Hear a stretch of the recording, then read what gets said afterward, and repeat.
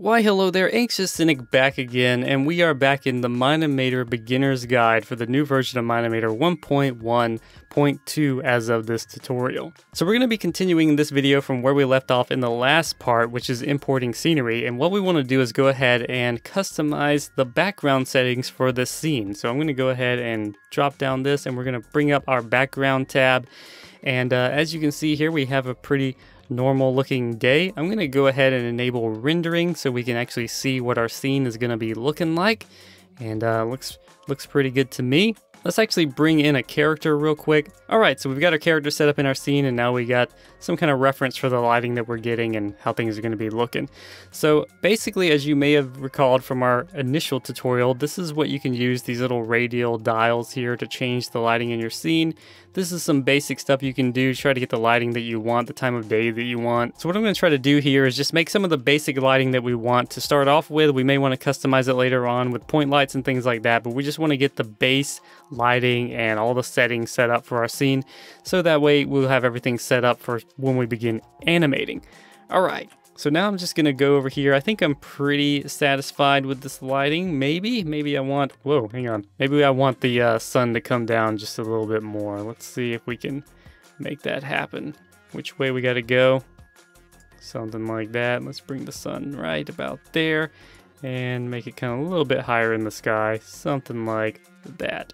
Right there. Okay, so now we've got the sun position however you want it. We can change the clouds as we talked about before. You can change the texture for the clouds, all that good stuff that we covered in that first part. Maybe I want to have the ground, the base ground in Mine-imator to be water. So we're going to say that this is an island and it's going to be surrounded by water. So let's go ahead and find the water and select it, which is right down here. I had a little bit of trouble finding it there, but let's go ahead and click on that. And as you'll see here, the ground has now changed to water. So now this little place exists on an island, and I don't know, maybe that looks a little bit better than it just being a flat plane of ground out there. It kind of looks like the ocean or something. So what I can do here is we can change the sky color, we can change the biome that we're in, all that good stuff.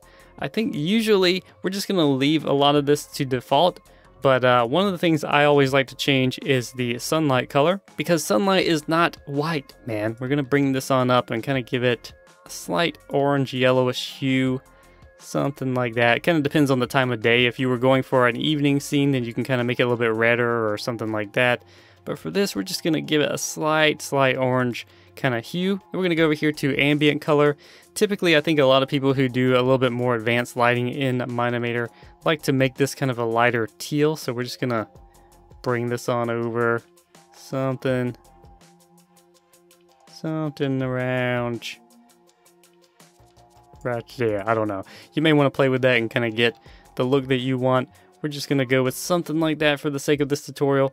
And then we have show fog and sky fog. And if we click on this, then you'll see that more clouds show up. Click that off, then it's kind of like allowing the clouds to diffuse into fog as they go on. I think you probably want to use that. Then you have the show fog feature here, which is all the fog, which is something you'll probably want to keep on there.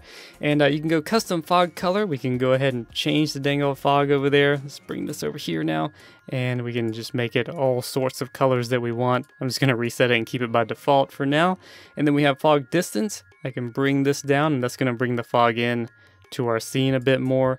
Fog size is actually going to reduce or increase the amount of fog and like how dense it is from the origin source of the fog, so to speak. So I like to play with these and try to get the setting that I want. Typically I'll bring the fog distance in a bit, maybe not too terribly much. Let's go with let's just say about 4,000, see what that does for us. And then I can bring the fog size up, and that'll kind of introduce a little bit more fog into our scene without losing some of that background. And if I want to, I can actually try to increase this a bit more, about 5,000, and then that way you can still see that kind of ocean back there, but still get some of this fog going on over here to give a little bit more depth to our scene. And what we have next over here is the enable wind and wind speed. So you'll notice here, let's see if we can get over here to these trees and all these things that are being animated by the wind.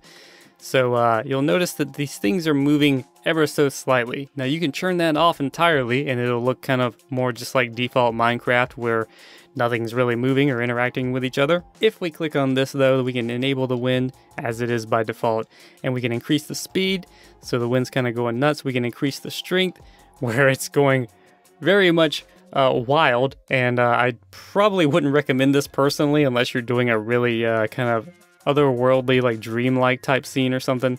But it really is up to you. You can use this to create like a storm effect, maybe go a little bit more subtle, maybe a lot of wind, you know, it's like, oh man, it's storming. One little thing to note here is if you actually click on the scenery where it's selected, and we come over here, and this probably wouldn't be dropped down by default, but you can drop down the graphics tab and you can click on affected by wind. Now you have two options here. Let's see if we can drag this out. You have terrain affected by wind, which is ticked, which means the leaves and everything like we talked about will be affected. But if we go affected by wind for everything, then you'll see that even the stone is affected. So you could kind of use this if you wanted to create a really weird dreamlike sequence or something and have everything kind of swaying and moving. So that's just a little tip there for how that effect works. So we're going to go back over here. We're going to go ahead and click all this off so we don't have it cluttering our screen.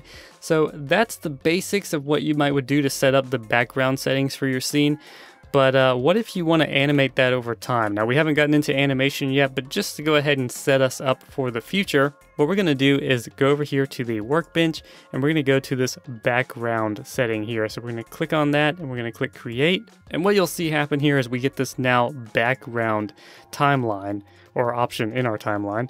And we're going to come over here, and basically what this will allow us to do is keyframe the background settings. So without going into too much detail, what I'm going to do is just drop a keyframe in here, and then I'm going to drop another one over here. I'm just double clicking to make that happen. And what I can do now is have one of these keyframes selected and change the background setting. So right now it's right here for both of these keyframes. The background setting is what we have it set to because we created those keyframes with nothing changing. So with this one here, let me drag it up to 30. All right, what we're gonna do is just change the sun position. So where's our sun? It's over there. We're just gonna drag it down if I can go the right direction with it, and we're gonna have it do like that. So now what we can do is watch that take place, just like so. So there you go. That's how we can animate the background, but we'll try to get into that a little bit more in depth later on. If you have any particular questions about that, feel free to leave them in the comments of this video. I will try to answer them or incorporate your questions in the next tutorial or in a future tutorial. So that's pretty much the basics of setting up the background settings for your animation, as well as getting the background timeline set up. Hope it was helpful to you guys. Hope you learned something. If you did, feel free to hit that like button, comment, and subscribe. Thank you for listening today. Share it with your friends and your family and your pets, and I will see you guys in the next part.